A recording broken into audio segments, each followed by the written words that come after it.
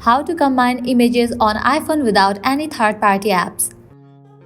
Let's get started. Launch your Shortcuts app. Here we go. At the top right corner, you will find this plus icon. Click on it. Click on the option Add Action. At the top, you will see the search box. Over there, type in Photos.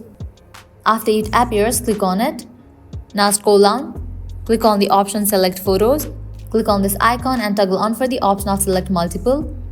At the bottom, you will find this search box. Over there, type in Combine Images. Click on it. Click on this horizontal option. Set it to vertical. Now again, search for Save to Photo Album. Once it appears, click on it.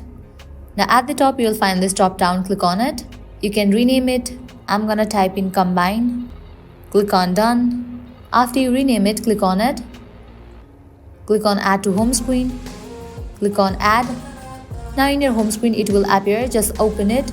With that your gallery will open up. Now you can select the photos that you want to combine. Once you select it, click on Add. Now you can open your Photos application.